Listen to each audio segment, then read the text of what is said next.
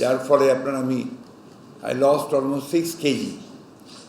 তো শরীরে বেশ কিছু সমস্যা ছিল, যে কারণে আপনারা দেখেছি আমি কিছুদিন পরে বাইরে চলে গিয়েছিলাম, দেশের বাইরে চিকিৎসার জন্য। তো আল্লাহর কাছে অশেষ শুকরিয়া যে সেই চিকিৎসা সফলভাবে করে আমি দেশে ফিরে এসেছি। তারপরেই আমি আবার ওমরাতে চলে গিয়েছিলাম। আমার অনেক দিনকার একটা ইচ্ছা ছিল। তাছাড়া আপনারা জানেন যে আমার স্ত্রী অসুস্থ ছিলেন, তো সেই কারণে এটা আমাদের রেজিস্ট্রেশন আমার 3 বছর আগে করা ছিল, কিন্তু আপনার কোভিডের কারণে সেটা সম্ভব হয়নি। এবং পরবর্তীতে যখন আপনার এইবার রেজিস্ট্রেশন হবে সেই সময় জেলে ছিলাম, যে কারণে আপনি হজ হয়নি। আমি ভাবলাম যে ওমরাটা যে করি হোক আমি শেষ করে আসি, কারণ এখন তো বয়স অনেক হয়ে গেছে, সুতরাং হাই টাইম আর কি। যাই হোক, আপনাদের সকলের দোয়ায় আমার ওমরা খুব ভালোভাবে করে এসেছি। আপনাদের সামনেই আজকে আবার আমি উপস্থিত পেরেছি, সেই জন্যে আমি নিজেকে আপনাদের সঙ্গে তখন আর সেটা সম্ভব হয়নি। যাই হোক, আমি খুব খুশি ব্যক্তিগতভাবে যে আবার আপনাদের সামনে আমি উপস্থিত হতে পেরেছি।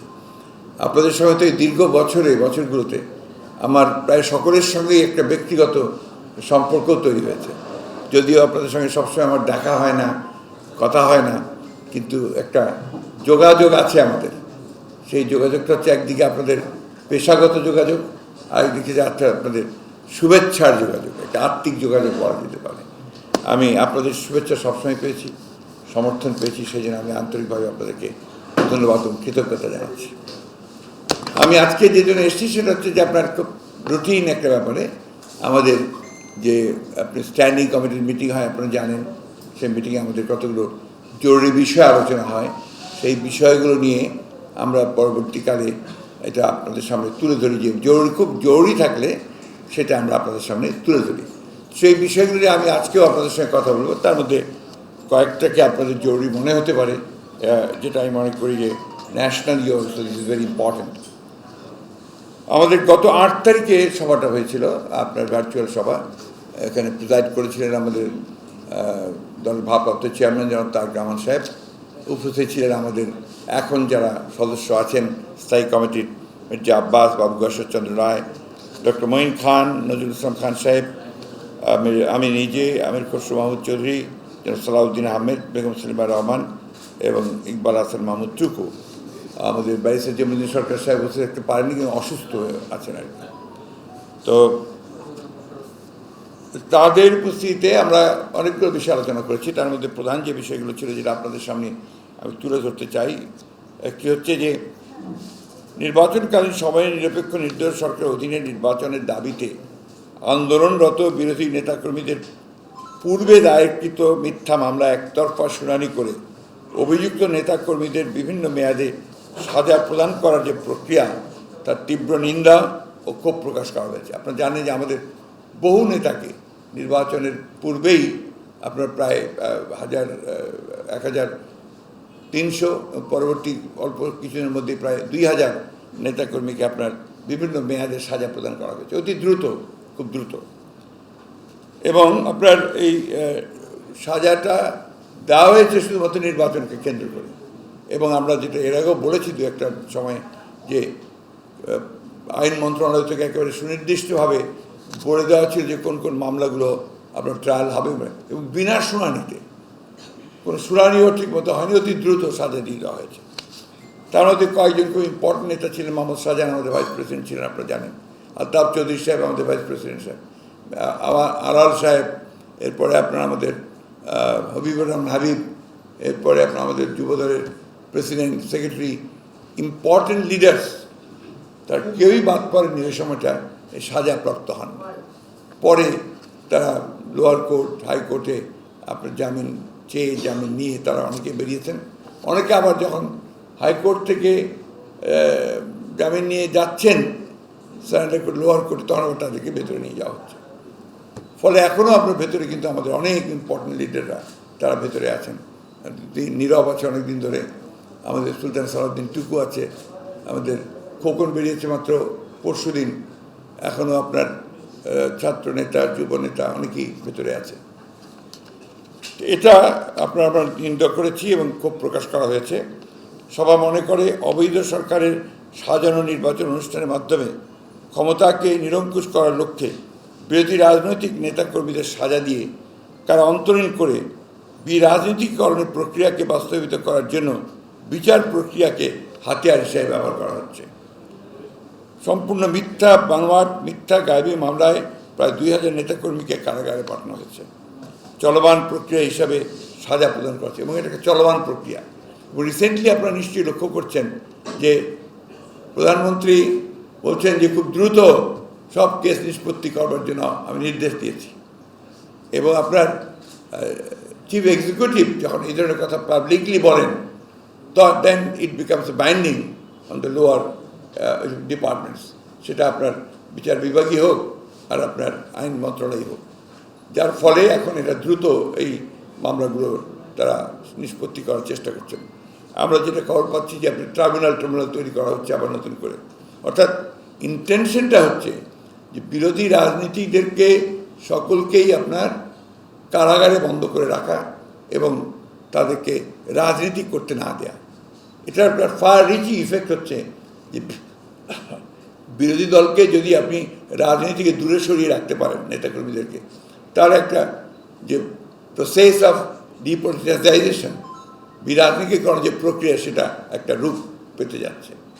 তো এই জিনিসগুলো আগে থেকেই বলছি, আমরা বহু আগে থেকেই অভিযোগ করে আসছি যে বর্তমান শাসক গোষ্ঠীর মূল লক্ষ্য হচ্ছে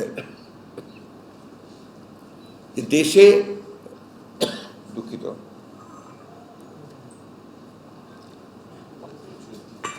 দেশে রাজনীতিকে একেবারে নির্বাসন করে দেওয়া এবং এখানে শুধুমাত্র তারাই রাজনীতি করবেন এবং যার ফলশ্রুতিতে আমরা দেখছি আপনার যে প্রত্যেকটি নির্বাচনে তার ফল দেখতে পাচ্ছি আমরা যে তারাই নির্বাচন করছেন, তাদের ক্যান্ডিডেটও তারা সিলেক্ট করছেন, ডামি ক্যান্ডিডেটস তারাই নির্বাচন করছেন এবং তথাকথিত বিরোধী দল হিসেবে যাদের আনছেন তাদেরও তারাই সিলেক্ট করে দিচ্ছেন এবং তাদের আসনগুলো সিলেক্ট করে দিচ্ছেন।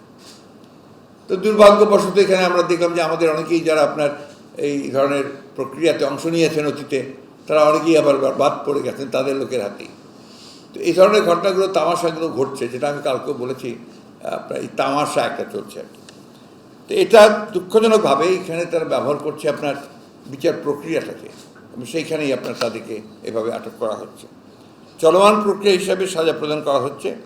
এই সভা অবিলম্বে এই প্রক্রিয়া বন্ধ করে সকল মিথ্যা মামলা প্রত্যাহার, বিচার প্রক্রিয়াকে হাতে এসে ব্যবহার বন্ধ করার আহ্বান জানানো হয়। মানুষের তো শেষ আশা ভরসা একটি স্থল থাকে, সেই স্থলটা হচ্ছে কিন্তু আপনার বিচার বিভাগ, কোর্ট। সেই কোর্টে যদি আপনার দেখা যায় যে এই সরকার হস্তক্ষেপ করছে এবং তাদেরকে আপনার প্রভাবান্বিত করছে যে তাদের মতো করে আপনার বিচার প্রক্রিয়া করার জন্য, তখন সেখানেই সমস্যাগুলো তৈরি হয়। এবং আজকে সত্যি কথা বলতে কি বাংলাদেশে এই সমস্যাটাই হয়ে গেছে সবচেয়ে বড় সমস্যা।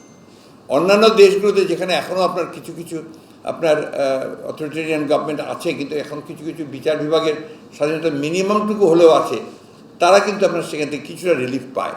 এখানে কিন্তু আনফর্চুনেটলি বিরোধী দলরা কোনো রিলিফ পাচ্ছে না। আরেকটি হয়েছে আলোচনা আপনার, যেটা আপনাদের সঙ্গে জড়িত আছে, যে সবাই গভীর উদ্বেগের সঙ্গে সম্প্রতি বাংলাদেশ ব্যাংকে সাংবাদিকদের প্রবেশে নিষেধাজ্ঞা আরোপ করার বিষয়টি নিয়ে আলোচনা হয়। সভা মনে করে দেশে যে ভয়াবহ সর্বগ্রাসী দুর্নীতি ও অনিয়মের মাধ্যমে সরকারি দলের সমর্থকদের সঙ্গে সম্পৃক্ত ঋণ খেলাপি ও অসাধু ব্যবসায়ীদের স্বার্থ রক্ষার জন্যই এই ধরনের নিষেধাজ্ঞা জারি করা হয়েছে। যেহেতু এই সরকারের কোনো স্তরে কোনো জবাবদিহিতা নেই, সেই হেতু লাগামহীনভাবে ব্যাংক লুট, অর্থ পাচার, জনগণের অর্থ লোপাটের মাধ্যমে একটি বিশেষ গোত্র তৈরি করা হচ্ছে, যেটাকে আমরা অলিগার্কি বলছি, যারা এই অবৈধ সরকারের অবৈধ কর্মকাণ্ডকে আর্থিক সহায়তা প্রদান করছে। সভায় অবৈধ তথ্য প্রবাহে বাধাদানের প্রচেষ্টার তীব্র নিন্দা প্রকাশ করা হয় এবং অবিলম্বে অবৈধ তথ্য প্রবাহ নিশ্চিতের লক্ষ্যে সকল প্রকার অসাংবিধানিক নিষেধাজ্ঞা আইন প্রত্যাহারের দাবি জানানো হয়।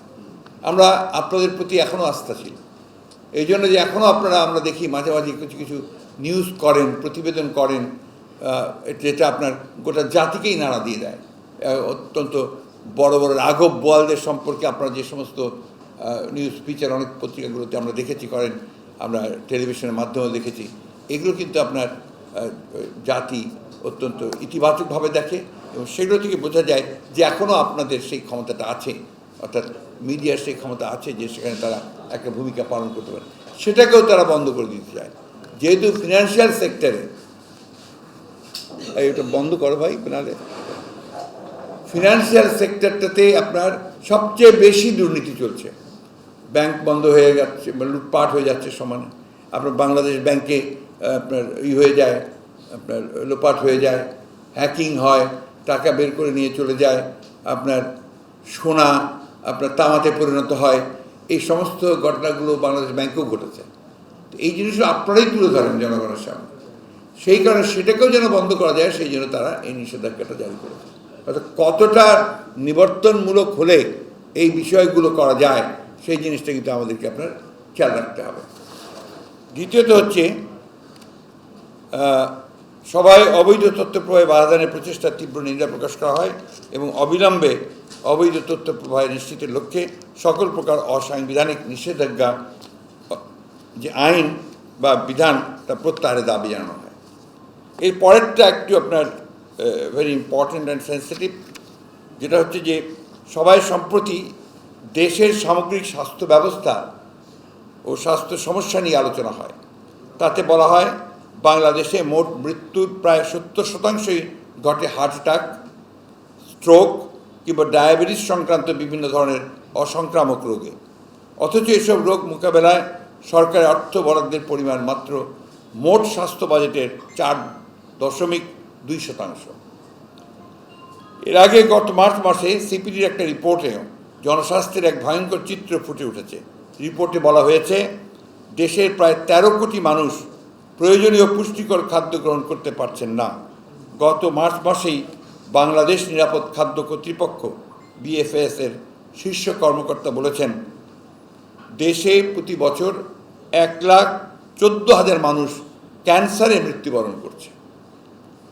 এই ক্যান্সারের মূল কারণ অনিরাপদ খাদ্য।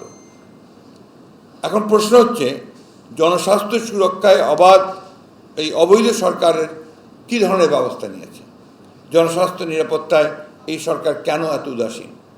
জনস্বাস্থ্য নিরাপত্তা নিশ্চিত করার লক্ষ্যে দেশের নাগরিকদেরকে পুষ্টিকর খাদ্য যোগান দেয়া, অনিরাপদ খাদ্য সম্পর্কে সচেতন করা সরকারের অন্যতম গুরুত্বপূর্ণ দায়িত্ব। কিন্তু তারা এই দায়িত্বটা পালন করছে না কেন? প্রধানত যেখানে তাদের দুর্নীতি জড়িত আছে, এখানে তাদের বিভিন্ন রকম নিজেদের পলিটিক্স জড়িত আছে, তাদের ক্ষমতায় থাকার বিষয়গুলো জড়িত আছে এর মধ্যে। সবাই মনে করে নিজ নিজ দেশে নাগরিকদের স্বাস্থ্য নিরাপত্তা নিশ্চিত করার ক্ষেত্রে রাষ্ট্র কিংবা রাষ্ট্রসংঘ কী ধরনের গুরুত্বপূর্ণ ভূমিকা রাখতে পারে বা রাখা উচিত। সাম্প্রতিক সময়ে ইউরোপিয়ান ইউনিয়ন ছাড়াও আরও কয়েকটি দেশ এমন একটি উজ্জ্বল দৃষ্টান্ত স্থাপন করেছে। ইউরোপিয়ান ইউনিয়নের খাদ্য নিরাপত্তা নিয়ে কাজ করা সংস্থা rapid alert system for food and feed RFFF গত এপ্রিল মাসের শেষ সপ্তাহে প্রকাশিত একটি রিপোর্টে বলেছে ইউরোপিয়ান ইউনিয়নে রপ্তানি করা 527টি ভারতীয় পণ্যে ক্যান্সার উপযোগী উপাদান পেয়েছে ইউরোপিয়ান ইউনিয়ন।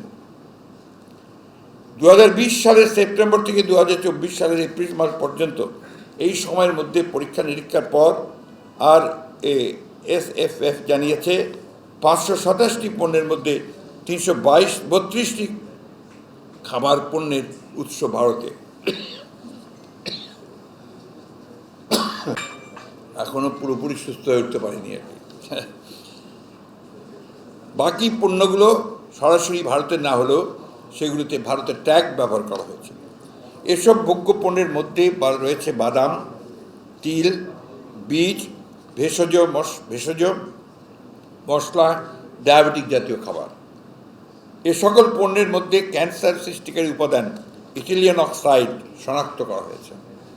এই রাসায়নিক উপাদান মানবদেহে প্রবেশ করলে ক্যান্সার আক্রান্তর পাশাপাশি লিম্ফোমা ও লিউকেমিয়ার ঝুঁকিও রয়েছে। এই রিপোর্ট প্রকাশের পর ভারতের 87টি পণ্যের চালান ইউরোপিয়ান ইউনিয়নভুক্ত দেশগুলোতে ঢুকতে দেওয়া হচ্ছে না।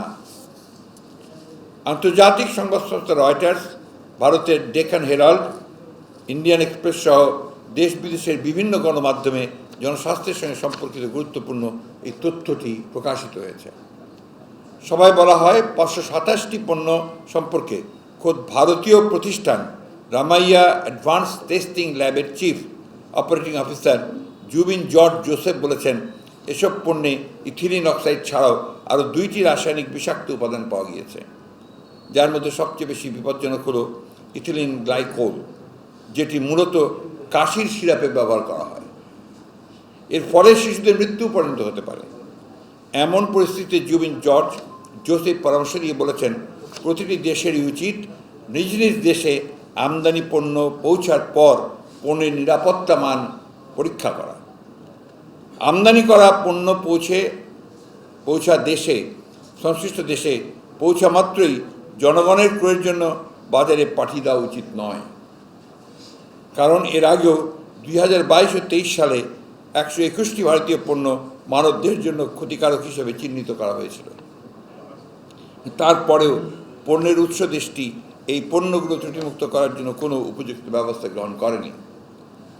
ইতিমধ্যেই অনেকেই জানেন কিংবা দেখেছেন যে গত 23 এপ্রিল ব্রিটিশ বার্তা সংস্থা রয়টার্সের এক রিপোর্টে বলা হয়েছে, হংকং এবং সিঙ্গাপুর তাদের দেশে ভারতীয় কোম্পানি MDH ও এভারেস্ট স্পাইসের গুঁড়া মশলা বিক্রির ওপর নিষেধাজ্ঞা আরোপ করেছে। এমনকি দেশটিতে পরীক্ষার আগেই ঢুকে পড়া মাছ রান্নায় ব্যবহৃত MDH-এর 3 ধরনের গুঁড়া মশলা ও এভারেস্টের একটি গুঁড়া মশলার বিক্রি স্থগিত করেছে। সিঙ্গাপুরও দেশটির বাজার থেকে এভারেস্টের গুঁড়া মশলা প্রত্যাহার করার নির্দেশ দিয়েছে। হংকং ভারতীয় 2 কোম্পানির গুঁড়া মশলায় ক্যান্সার সৃষ্টিকারী রাসায়নিক ইথিলিন অক্সাইড শনাক্ত হওয়ার পর দেশ দুইটি এই সিদ্ধান্ত নিয়েছে। এমন পরিস্থিতিতে সবাই মনে করে জনগণের স্বাস্থ্য নিরাপত্তা নিশ্চিত করতে বাংলাদেশের উচিত দেশে আমদানি করা প্রতিটি পণ্য বাজারে ছাড়ার আগে যথাযথভাবে পরীক্ষা নিরীক্ষা পণ্যের মান যাচাই করে দেয়া। বাংলাদেশ নিরাপদ খাদ্য কর্তৃপক্ষ BFSA কিংবা সংশ্লিষ্ট দায়িত্বশীল প্রতিষ্ঠানগুলোর পরীক্ষা নিরীক্ষা ছাড়া বিদেশ থেকে আমদানি করা পণ্য বাজারে ছাড়া উচিত নয়। তবে দেশের নাগরিকদের স্বাস্থ্য সুরক্ষাকে অগ্রাধিকার দিয়ে বর্তমান তাবেদার সরকার আমদানি করা খাদ্যপণ্য যথাযথভাবে পরীক্ষা নিরীক্ষা করবে কিনা এই ব্যাপারে জনগণ যথেষ্ট সন্দিহান। সুতরাং আমদানি করা পণ্য যথাযথভাবে পরীক্ষা নিরীক্ষার ব্যাপারে নিশ্চিত না হওয়া গেলে প্রতিটি নাগরিককে নিজের এবং নিজেদের পরিবারের সদস্যদের স্বাস্থ্য রক্ষায় নিজ উদ্যোগেই সতর্কতা অবলম্বন করা উচিত। স্বাস্থ্য নিরাপত্তাকে অগ্রাধিকার দিয়ে আমদানি করে বাজারে ছেড়ে দেওয়া ক্যান্সারের উপাদানযুক্ত সকল পণ্য পরিহার করা উচিত। জলবায়ু তহবিলের টাকা লোপাটকারী তাবেদার সরকারের উপর ভরসা না করে নিজের সাধ্যমতো নিজের এবং পরিবারের স্বাস্থ্য রক্ষায় সক্রিয় ভূমিকা রাখতে হবে। সবাই মনে করে সকলের মান রাখা প্রয়োজন। 7 এপ্রিল বিশ্ব স্বাস্থ্য দিবসের এবারের স্লোগান ছিল, আমার স্বাস্থ্য আমার অধিকার। শিক্ষা, স্বাস্থ্য, সামাজিক উন্নয়ন সম্পর্কিত বিষয়গুলো সম্পর্কে আরও বেশি সতর্ক না হলে শুধু বর্তমান প্রজন্মই নয়, ভবিষ্যৎ প্রজন্মকে আরও বিপর্যয়কর পরিস্থিতি মোকাবেলা করতে হবে। দেশের গণতান্ত্রিক, রাজনৈতিক, অর্থনৈতিক ব্যবস্থার সঙ্গে জনগণের জীবনমান উন্নয়নের বিষয়টিও ওতপ্রোতভাবে জড়িত। সড়ক, ব্রিজ, কালভার্ট নির্মাণ তথা অবকাঠামো উন্নয়ন এগুলো কোনো একটি দেশের যে কোনো একটি গণতান্ত্রিক সরকার একটা রুটিন ওয়ার্ক। তবে অগণতান্ত্রিক সরকার এসব তথাকথিত উন্নয়ন হিসেবে প্রচার করে জনগণের অন্য সকল অধিকারকে অবজ্ঞা করছে। কেবলমাত্র আর্থিক এবং অবকাঠামোগত ফাঁপা উন্নয়ন রাষ্ট্র বা সমাজের উন্নয়নের মাপকাঠি হতে পারে না। জীবনমান তথা স্বাস্থ্য ব্যবস্থা, সামাজিক এবং নৈতিকতার মূল্যবোধের উন্নয়ন ছাড়া কোনো উন্নয়নই টেকসই হতে পারে না।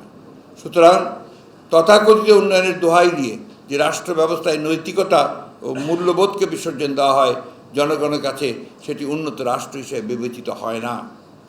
মনে রাখা প্রয়োজন, জীবন এবং জীবিকার দ্বন্দ্বে জীবিকার কাছে যেন জীবন হেরে না যায়।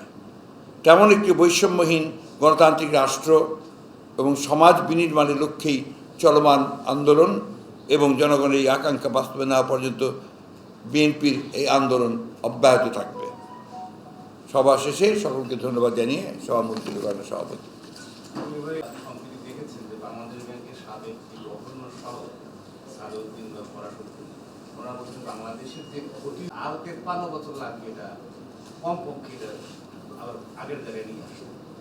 একই সাথে বাংলা যতটুকু আমাদের সম্পদ আছে তার 100 খরচ হবে শুধুমাত্র ইন্টারেস্ট দিতে এবং বৈদেশিক ঋণ পরিশোধের।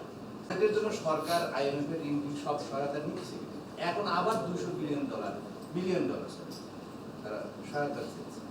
ডলারের টাকার উপরে বাড়িয়েছে, টাকার মান ফল ডাউন করছে। কোথাও কোনো পণ্যের মানে ডলারই নেই। আপনি আপনার প্রশ্নের মধ্যে আপনি সবগুলো উত্তর দিয়ে দিয়েছেন। তো আমি যেটা শুধু এটুকু বলতে চাই যে এই বিষয়গুলো আমরা অনেক দিন আগে থেকে কিন্তু তুলে ধরছি আপনাদের সঙ্গে বিভিন্নভাবে, বিভিন্ন প্রেস কনফারেন্সের মধ্য দিয়ে, সেমিনারের মধ্য দিয়ে, আপনার আমাদের বক্তব্যের মধ্য দিয়ে আমরা এই বিষয়গুলো জনগণের সামনে এনেছি এবং সেই সম্পর্কে আমাদের বক্তব্য আমরা তুলে ধরেছি। মূল জায়গাটা, সমস্যাটা কোথায়? মূল জায়গাটা হচ্ছে যে এই সরকার কোনো জবাব দিতে নেই জনগণের কাছে, কোনো ম্যান্ডেট নেই, এবং তাদের মধ্যে এমন একটা দাম্ভিকতা সৃষ্টি হয়েছে যে আমাদের তো জনগণকে প্রয়োজন নাই। সুতরাং এখানে অর্থনীতি ধ্বংস হলো কি আপনার হলো না, আপনার জনগণের স্বাস্থ্য আপনার নিরাপদ থাকলো কি থাকলো না, বরং ক্যান্সারে মারা যাচ্ছে বা হাসপাতালের ব্যবস্থা আছে কি না, এটা তাদের কাছে মানে তাদের ক্ষমতা ঠিক থাকলেই, ক্ষমতা নিরঙ্কুশ রাখতে পারলেই তাদের কাজ হাসিল হয়ে যাচ্ছে। কারণ আপনারা নিজেরাই জানেন যে এখানে আমি যে কথাটা আজকেও বলেছি আপনার, যেখানে একটা গোত্র তৈরি করা হচ্ছে যাদেরকে সমস্ত রকম দুর্নীতি অনিয়মের মধ্য দিয়ে তাদেরকে অর্থ উপার্জনের ব্যবস্থা করে দেওয়া হচ্ছে, অর্থ লুটের ব্যবস্থা করে দেওয়া হচ্ছে, এবং সেটা দিয়েই তারা এই সরকারকে টিকিয়ে রাখে। এর মধ্যে তারা নিজেরাও জড়িত এবং তাদের সুবিধাভোগী লোকজনরাও জড়িত। এখানে তো আপনার সত্যি কথা বলতে গিয়ে ব্যর্থ রাষ্ট্র তো হয়েই গেছে অলরেডি। ব্যর্থ রাষ্ট্র হওয়ার তার কোনো দরকার নেই। আমরা বহু আগে থেকে ব্যর্থ রাষ্ট্র বলছি যে এই সরকার পরিকল্পিতভাবে এই রাষ্ট্রকে একটা ব্যর্থ রাষ্ট্রে পরিণত করেছে। আমরা যে সিস্টেমগুলো অর্জন করেছিলাম, আমরা যে আপনার অর্থনৈতিক ক্ষেত্রে যে অর্জনটা আমাদের হয়েছিল, সেই অর্জনটা শুরু হয়েছিল কিন্তু আপনার সত্য কথা যেটা আপনারা যদি ভালো করে অ্যানালিসিস করে দেখেন, ভিত্তিটা তৈরি করেছিলাম আমরাই। বিএনপি তার শাসন আমলগুলোতে এক একটা রিফর্ম তৈরি করে সেই ভিত্তিটা শুরু করেছিল। আর এরা যেটা করেছে সেটা হচ্ছে দুর্নীতি এবং অনিয়ম, তার উপর ভিত্তি করে এই রাষ্ট্রকে কি করে পুরোপুরি পরনির্ভরশীল করা যায় এবং তাদের বিশেষ গোত্রকে আপনার এইভাবে অন্যায়ভাবে আপনার আর্থিক দিক দিয়ে শক্তিশালী করা যায়, ওই লক্ষ্যেই তারা কাজ করছে। কারো কোনো স্টেক নেই তো এখানে। যখন দেখেন একজন মন্ত্রী যার আপনার লন্ডনে বাড়ি পাওয়া যায় 300টার মতো 250টার মতো বাড়ি পাওয়া যায়, যারা দেখা যায় যে প্রত্যেকটা এমপি মন্ত্রীর বাড়ি সম্পদ আপনার দেশের বাইরে রয়েছে, তাদের তো কোনো স্টেক নেই এখানে, এই দেশে তাদের কোনো স্টেকই নেই, যার ফলে দেশ বলে ডোন্ট কেয়ার। কিন্তু তাদের যে বক্তব্য, তাদের যে দাম্ভিকতা, এটা বহু আগেই কিন্তু আমরা শুরু হয়েছে। এমনভাবে কথা বলেন ওনারা যেখানে ওনারা ছাড়া এই দেশে আর কেউ নাই। আসলে তো এখন তারা নাই, because there is nobody else other than them. তো এটাই তো আমরা প্রমাণিত হচ্ছে যে আপনি যেটা কথা বললেন, যেটা ব্যর্থ রাষ্ট্র ইতিমধ্যে হয়ে গেছে। কখন একটা রাষ্ট্র ব্যর্থ হয়? যখন সে তার অর্থনৈতিক মেরুদণ্ডটাকে ভেঙে ফেলে, যখন তার রাজনৈতিক স্ট্রাকচারটাকে ভেঙে ফেলে, সামাজিক কাঠামো ভেঙে যায়, যখন কোথাও জবাবদিহিতা থাকে না, তখন একটা রাষ্ট্র ব্যর্থ স্টেজে পরিণত হয়। টোটাল একটা নিহিলিজম, আপনার নৈরাজ্য সৃষ্টি হয়। এখন তো গোটা দেশে একটা নৈরাজ্য। আপনি আমার কথা দরকার নেই, আপনি যে কোনো মানুষের জিজ্ঞেস করবেন, যে কোনো অফিসে যাবে, ঘুষ ছাড়া কোনো কথা নেই। চাকরি কেউ পাবে না যদি আপনার ঘুষ না দেয় এবং তাদের দলীয় লোকজন হতে হবে। বিচার কেউ পাচ্ছে না যদি দলীয় না হয়, বিচার পাচ্ছে না। এই যে বিষয়গুলো আছে, এই বিষয়গুলো কিন্তু আপনার একটা প্রমাণ করেছে যেটা পুরোপুরিভাবে একটা ব্যর্থ রাষ্ট্রে পরিণত হয়ে গেছে, ফেইল্ড স্টেট হয়ে গেছে। আপনাদের নিশ্চয়ই মনে আছে যে প্রেসিডেন্ট জিয়া রহমানের একটা বায়োগ্রাফি লিখেছিলেন মাহবুবুল্লাহ সাহেব।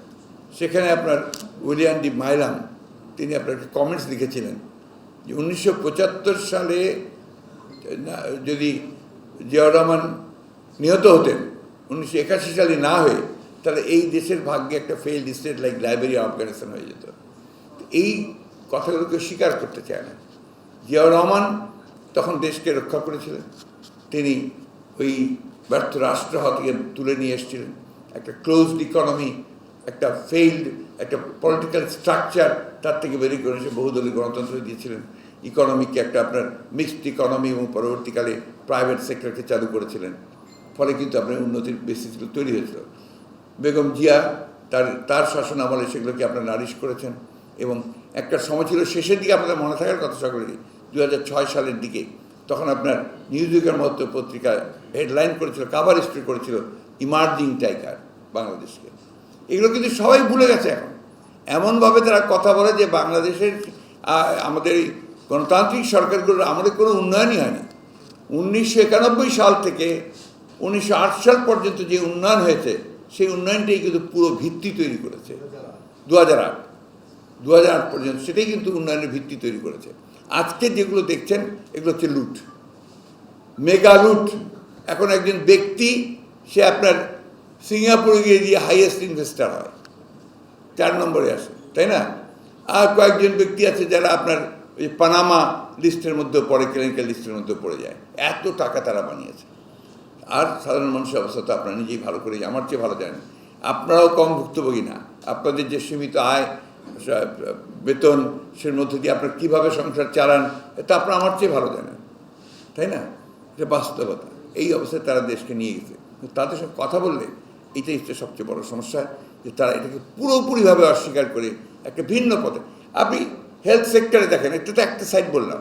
আরেকটা যে আপনি হাসপাতালে গেছেন কখনো, সরকারি হাসপাতালগুলোতে যদি যান, আপনার বিশেষ করে ঢাকার বাইরের সরকারি হাসপাতালে যদি আপনি যান, আনবিলিভেবল, ওখানে ঢোকা যায় না। এত দুর্গন্ধ, এত নোংরা, এত আপনার মানে দালালদের অত্যাচার, চিন্তা করা যায় না। আর দিকে হাসপাতাল আশেপাশে সমস্ত নতুন নতুন ডায়াগনস্টিক সেন্টার, ক্লিনিক গড়ে উঠেছে। ওটা বড় ব্যবসা, বিরাট ব্যবসা। ওখান থেকে ধরে ধরে দালালরা আসে, ধরে ধরে নিয়ে যায়। এই হচ্ছে অবস্থা। শিক্ষা খাতে দেখতেই পাচ্ছেন, আমার কিছু বলার দরকার নেই। শিক্ষা খাতের কী অবস্থা, যে তারা পরিকল্পিতভাবে প্রত্যেকটি বিশ্ববিদ্যালয়ে তাদের দলীয় লোকজনদেরকে ভাইস চ্যান্সেলর হিসেবে নিয়োগ দিচ্ছে, তার সে যোগ্যতা থাকুক আর না থাকুক। শিক্ষক নিচ্ছে, সম্পূর্ণ দলীয় লোকজনকে শিক্ষক নিচ্ছে। তাহলে কি করে আপনি এটাকে একটা সেন্টার অফ এক্সেলেন্স তৈরি করবেন? কিভাবে? সম্ভব না। যে কারণে কি হচ্ছে, একটা ব্রেন ড্রেনও হয়ে যাচ্ছে। যারা মেধাবী, যারা এখানে আপনার নিজেদের যোগ্যতায় হয়, তারা দেশ ছেড়ে চলে যাচ্ছে। এই একটা অবস্থার মধ্যে দেশ পড়েছে এখানে। তো এখান থেকে তো বেরিয়ে আসতেই হবে আমাদেরকে। Thank you.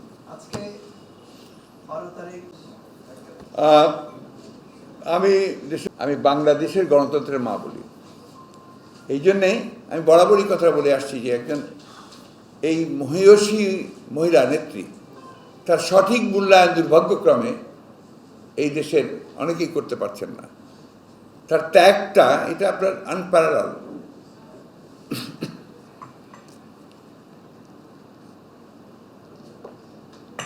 উনিশশো 71 সালে যখন প্রেসিডেন্ট জিয়াউর রহমান সাহেব স্বাধীনতা ঘোষণা করেন, তখন কিন্তু একজন মেজরের স্ত্রী হিসেবে তিনি চিটাঙ্গে ছিলেন। তার 2 শিশু বাচ্চা ছিল, তার সঙ্গে শিশু 2 ছেলে। উনি যখন বিদ্রোহ ঘোষণা করে যুদ্ধে বেরিয়ে যান, তখন কিন্তু she was alone in the cantonment. সেখান থেকে তিনি বাচ্চা দুটোকে 2 হাত ধরে তিনি কোনো রকমে ঢাকা আসার চেষ্টা করেন এবং ঢাকা আসেন। এসে তার আত্মীয়ের বাসায় ওঠেন, সেখান থেকে তিনি আবার গ্রেফতার হন। এন্টায়ার যুদ্ধের পিরিয়ড কিন্তু তিনি কারাগারে ছিলেন, পাকিস্তান সেনাবাহিনীর কারাগারে। এটা বললেও নাকি অপরাধ হয়ে যায়। তাই আমি যখন তাকে বলি যে প্রথম নারী মুক্তিযোদ্ধা, তখন তার গায়ে খুব জ্বালা ধরে। But that the truth. আর অন্যদিকে দেখা গেছে সরকারি আপনার অনুদান নিয়ে সরকারি ছায়াতে আপনার লালিত পালিত হয়েছেন। আমি সে বিষয়ে যাই না, আমাদের ওই ধরনের রুচিও নাই কথা বলার। বাট তাদেরকে যখন আপনারা হেও করে, আওয়ামী লীগেরা খাটো করে, তাদেরকে যখন আপনার কোনো গুরুত্বই দিতে চায় না, তখন তো সেটা অবশ্যইভাবে সাধারণ মানুষের মধ্যে লেগে যায়। এখন তো পরিকল্পিতভাবে জিয়াউর রহমানকে একেবারে নিশ্চিহ্ন করার কাজ চলছে। আপনার এই যে কারিকুলাম যেগুলো করেছে আপনার প্রাইমারি স্কুলে, সেকেন্ডারি স্কুলে, ওখানে তো জিয়াউর রহমান নামগন্ধ তো নাই। পারলে ওকে এখন এই খলনায়ক হিসাবেই চিহ্নিত করে আপনার সরকারে বলতে থাকে। এখনকার জেনারেশন কিন্তু আপনার যেটা নতুন উঠে আসছে, এরা জিয়াউর রহমানের নাম জানে না, তাই না? তো এটা তো ইতিহাস না। আবার বলা হচ্ছে যে ইতিহাস তো আমরাই জানি, আমরাই তো ইতিহাস। We are part of it. আমরা সংগ্রাম করেছি, এই যে আজকে আমাদের নেতা একজন বাংলাদেশের একজন বিশিষ্ট আপনার রাজনৈতিক নেতা, তাত্ত্বিক, মার্কসিস্ট, ত্যাগী মানুষ হাজী রাগমুল খান রন গতকাল ইন্তেকাল করেছেন। আমি তার বিদেহী আত্মার মাগফিরাত কামনা করছি এবং শোক করেছি আমি ইতিমধ্যেই। এই ধরনের মানুষেরা যে যুদ্ধ করেছিল তো একটা গণতান্ত্রিক রাষ্ট্রের জন্য। দুর্ভাগ্য তাদের যে তারা তাদের জীবদ্দশায় সেটা তারা দেখে যেতে পারলো না। আজকে প্রতিটি মুক্তিযোদ্ধা যাদের এতটুকু বিবেক আছে তারা পরিষ্কার করে বলছে যে এই বাংলাদেশ তো আমরা দেখতে চাইনি, এই বাংলাদেশের জন্য আমরা সংগ্রাম করি, লড়াই করিনি। তো সেই বাংলাদেশে আমরা পড়েছি। কাদের হাতে ধ্বংস হচ্ছে? যে যারা দাবি করে যে তারাই মুক্তিযুদ্ধের সব কিছু। এইটাই দুঃখজনক, দুর্ভাগ্যজনক। এবং আমি যেটা আপনাদের সবসময় বলি যে বাংলাদেশের মানুষ কখনো পরাজয় স্বীকার করেনি। সাময়িক সমস্যা হতে পারে, সাময়িকভাবে আপনার একটু জটিলতা আসতে পারে, কিন্তু আলটিমেটলি বাংলাদেশের মানুষ জয়ী হয়েছে সবসময়। তাদের ন্যায়সঙ্গত যে সংগ্রাম, লড়াই, অধিকার আদায়, সেটা তারা জয়ী হবে। এখন লড়াই করছেন তার জীবনের জন্য। তার স্বাস্থ্য খুবই খারাপ এবং তিনি দেখছেন আপনার প্রায়ই তিনি যাচ্ছেন হাসপাতালে, তিনি চেক আপ করছেন, কিছু প্রসিজিওরও হচ্ছে তার সঙ্গে সঙ্গে। আবার দেশে ফিরে আসছেন, আসার পরে কিন্তু আপনার ঘরে ফিরে আসছেন, আসার পরেও কিন্তু তিনি 24 ঘন্টাই বলা যায় তিনি মেডিকেল কেয়ারের মধ্যে আছেন। জি,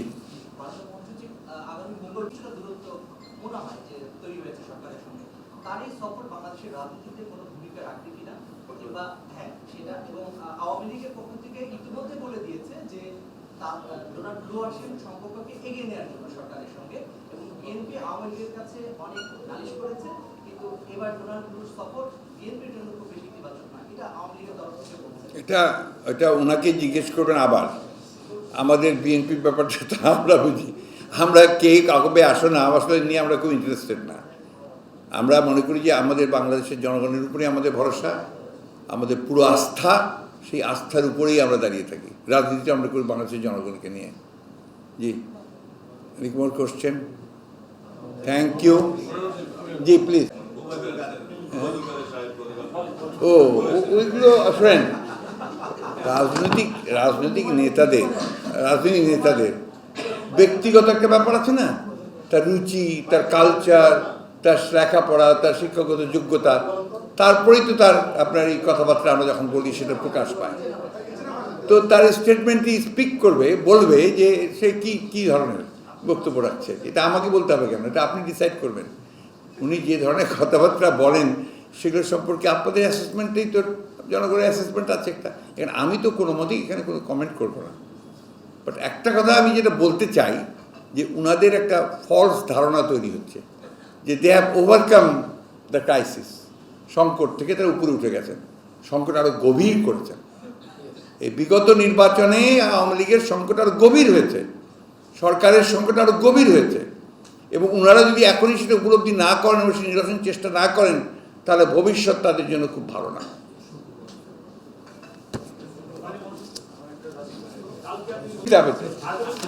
এটার জন্যই তো আপনি আর আমি তো ওই কারণে অদৃশ্য বলেছি।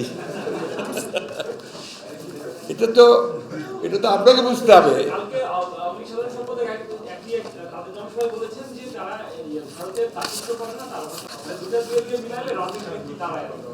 আপনার এগুলো আমি আপনাদেরকে পরিষ্কার করে বলেছি। আমার কথা খুব চমৎকার এবং আমি যে মনে করি আর কি যে আমার শব্দ চয়নটা খুব ভালো হয়েছে, এটা আপনাদেরকে বুঝে নিতে হবে আর কি। Thank you.